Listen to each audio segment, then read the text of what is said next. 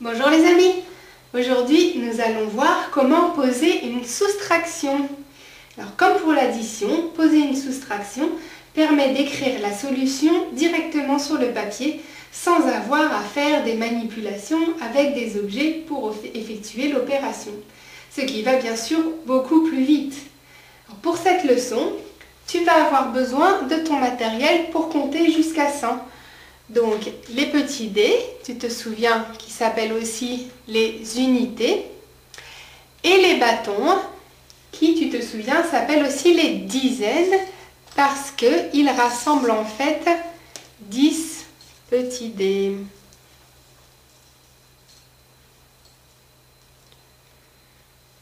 Tu as besoin également d'avoir déjà vu la leçon pour poser une addition et la leçon sur la soustraction simple avec des pions. Alors, tu te souviens que faire une soustraction, c'est avoir une certaine quantité au départ et enlever une autre quantité et voir combien il m'en reste au final. Par exemple, si je fais donc la soustraction de 12 moins 3, j'ai mes 12 cubes et je veux en enlever 3. Mais problème, ici je n'ai que 2 petits dés. Comment faire? Eh bien, je vais être obligée de casser mon bâton en 10 dés et d'utiliser cette transformation comme on avait fait finalement dans l'addition, mais pour l'addition, mais dans l'autre sens. Voilà, donc mon bâton se transforme en 10 cubes et j'en ai maintenant assez pour enlever les 3 que je voulais enlever. Donc, j'enlève les 3 ici. Et il m'en reste au final, je les recombine pour voir mieux, 9. Et donc, 12 moins 3 égale 9. Donc, pour poser la soustraction, nous allons refaire la même chose, mais en l'écrivant, comme pour l'addition posée. Par exemple, si je veux faire 16 moins 4, je fais, comme pour l'addition, 2 colonnes, celle des dizaines et celle des unités, et j'aligne bien mes nombres. 16 moins 4 égale... J'ai donc 16 et je veux lui enlever 4. Donc comme pour l'addition, je commence par la colonne des unités, donc des petits dés. 6 moins 4, j'enlève mes 4 unités. Il m'en reste 2. Et je passe à la colonne des dizaines, donc des bâtons. 1 moins, j'ai rien à enlever et donc il me reste toujours mon bâton et je peux lire directement 16 moins 4 égale 12. Prenons un deuxième exemple et faisons la soustraction 33 moins 15. Alors, comme d'habitude, j'aligne bien mes nombres, les unités et les dizaines dans 2 colonnes. Et pour m'aider encore, je vais faire avec le matériel. Donc je démarre avec 33 petits dés sous forme de 3 bâtons et 3 dés. Et je commence par enlever dans ma colonne des unités 5. Mais, problème, je n'ai que 3 dés. Donc pour en enlever 5, je vais devoir encore transformer un bâton en 10 petits dés pour en avoir assez pour enlever les 5. Voilà. Mais il faut que je retienne que ce bâton va disparaître puisqu'il est devenu des petits dés. Donc, pour m'en souvenir, je retiens que j'ai rajouté 10 dés. Donc maintenant, j'ai 13 dés.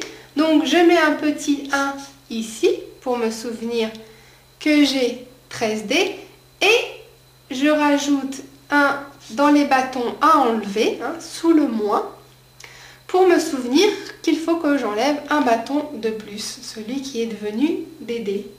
Et maintenant, j'ai assez de dés pour enlever les 5. J'ai donc parmi mes 13 dés, j'en enlève 5. Et j'ai 13 moins 5, il m'en reste 8. Et ensuite, combien il me reste de bâtons, je passe à la colonne des dizaines.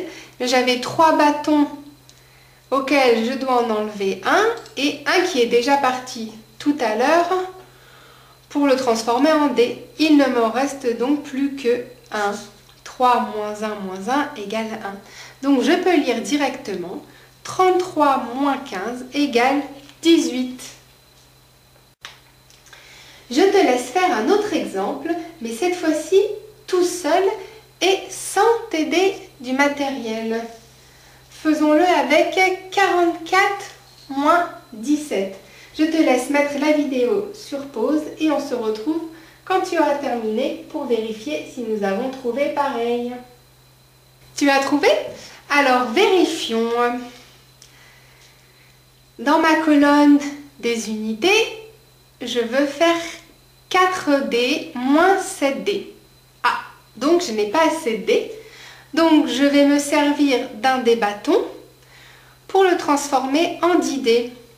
Je vais avoir donc en fait 14D et là un bâton en moins, celui qui s'est transformé en 10D. Je peux donc maintenant faire mes 14D moins 7D. Il me en reste 7. Et dans la colonne des bâtons, je devais enlever un bâton, mais j'en ai aussi un autre qui a été transformé en D. Donc j'avais 4 bâtons moins 1, il m'en reste 2. Et donc 44 moins 17 égale 27. Bravo! Tu as donc compris comment poser une soustraction. Alors pour bien retenir la leçon, tu vas fermer les yeux et t'imaginer la prochaine fois que tu devras poser une soustraction. Donc tu te vois bien à ta place et tu dois par exemple faire la soustraction 44 moins 17. Alors tu commences par écrire 44. En dessous, tu écris moins 17 en alignant bien les unités et en alignant bien les dizaines. Et on commence par faire la soustraction dans la colonne des unités. 4 moins 7, comme ce n'est pas possible, je retiens que je transforme un bâton en 10D. Donc je rajoute mon petit 1 pour faire 14D. Et je rajoute aussi un petit 1 en dessous du moins dans la colonne des dizaines pour me souvenir que j'ai un bâton qui disparaît pour faire 10D. Donc j'ai maintenant 14D, je peux faire 14 moins 7 égale 7. Et dans la colonne des bâtons, j'ai 4 moins 1 moins le bâton qui était devenu le D. Et donc au total, il m'en reste 2. Et je peux lire directement 44 moins 17 égale 27. Voilà, bravo! Il ne te reste plus qu'à bien t'entraîner. Et pour cela, tu peux aller sur le site réviser.eu dans les leçons du professeur Atout Scolaire, la leçon Poser une soustraction. Et je te suggère de t'entraîner souvent pour devenir de plus en plus fort. Amuse-toi bien et à bientôt!